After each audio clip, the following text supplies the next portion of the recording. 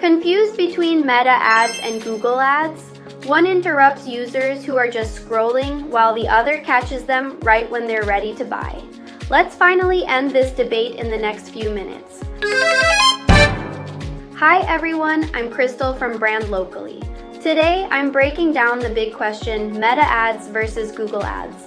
We'll look at how they're different and most importantly, figure out which one is the right fit for your business. So, let's start with Meta ads.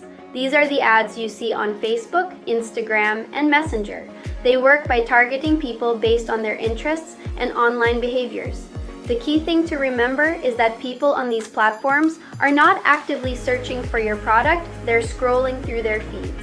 This makes Meta ads fantastic for building brand awareness, generating new leads, introducing a new product to the world, and testing out different marketing ideas at a low cost. You're essentially planting a seed in their mind for later. Now let us switch over to Google Ads. This is all about intent-based marketing. Here, people are actively searching for solutions to their problems. They're retyping things like buy a flat in Mumbai or digital marketing agency near me directly into Google. They have a need and they want it solved now.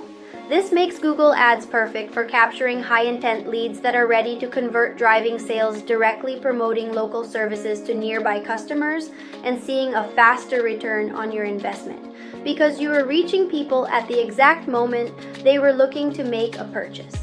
So what is the single biggest difference? Think of it this way, Meta ads create demand, while Google ads capture existing demand.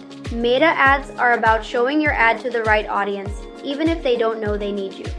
Yet Google ads are about showing your ad at the right time, when the user is actively searching for what you offer. One is proactive, the other is reactive. Okay, so which one should you choose for your business? It really depends on your goals. If you're a beginner, just starting with paid advertising, I'd suggest starting with Meta ads. They're generally more forgiving and great for learning. If you want to attract customers who are ready to buy right now, then you should definitely use Google ads. But if you're serious about long-term sustainable growth, the ultimate strategy is to use both of them together. You can create awareness with Meta and then capture that interest with Google. I hope that clears things up. If you found this helpful, follow our channel for more Meta and Google Ads tips. And if you want a full in-depth tutorial on either platform, just comment ADS down below.